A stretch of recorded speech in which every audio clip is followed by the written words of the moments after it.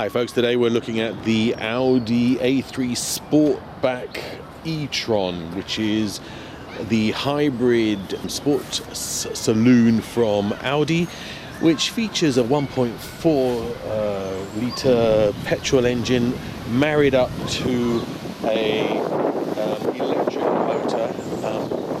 Actually the same running gear as the Golf GTE we tested a while back. The whole package gives you, 102 PS in the electric and 150 PS from the petrol motor. This gives a combined top speed of 137 or 80 miles an hour in electric only mode, and apparently a fuel economy figure of around 188 miles per gallon. You know, we always laugh at these figures because they don't really mean a lot anyway, do they?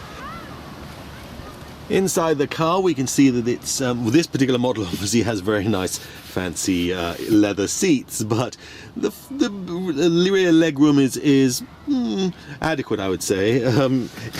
It's rather than capacious. The rear compartment has the cable bag, which is where you store all your electric cables and stuff to keep them all nicely neat, slightly nicer than the Golf GTE, I have to say. But there's not a huge amount of space back there. It's more like coupe sized, I would say. But there again, it is a Sportback, isn't it? Again, like the Golf GTE, there's not a lot to tell you that this is a hybrid electric, just the discrete little badges on the side. And if you're clever enough to get close enough to the front here, you might just notice this little catch here which shows you where the charge point is. Oh yes, they hide these things quite discreetly. Under the bonnet, the 1.4 cylinder petrol engine, along with a lot of electronics as you'd expect to find with a hybrid here. Nothing unusual, just very clean. Inside the vehicle, the cockpit is very Audi and actually quite appealing. I think it actually probably improves upon the Golf quite considerably. I like this, for instance, this dial, which is reminiscent of the BMW navigation system for their satellite navigation system and stuff, and the media system.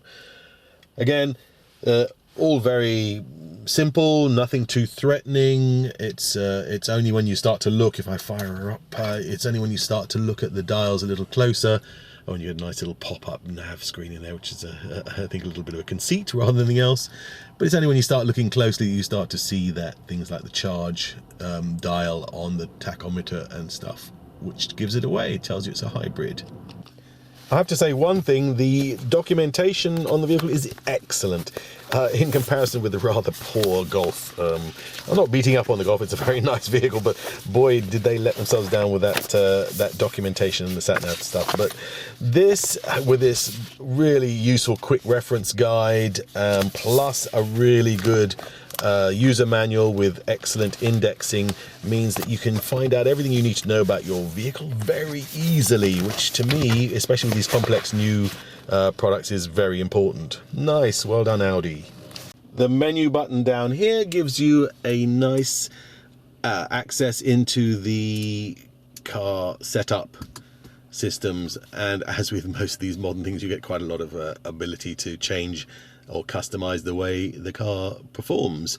For instance, you have here the presets for comfort mode with the suspension and more dynamic, more sporty and auto, and then you've got a limited, on this particular model, a limited amount of ability to change the settings for things like steering. This model's only steering, but others you can change the economy and all that kind of stuff.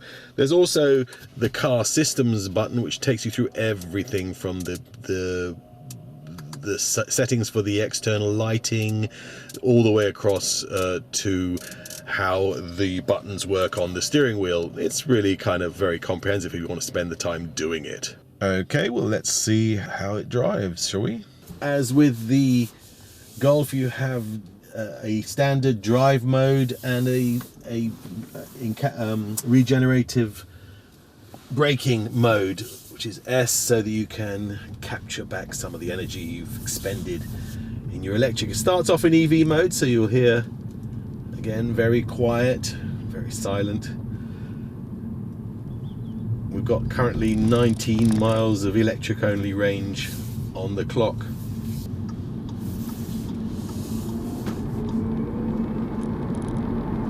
its acceleration on total silent electric mode. It's very nice. I do like electric. You should know this by now.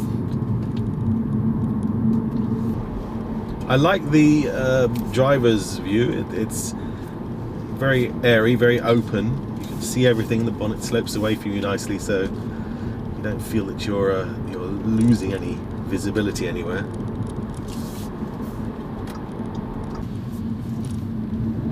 When you've got the petrol engine in action, you can hear it. It's definitely there.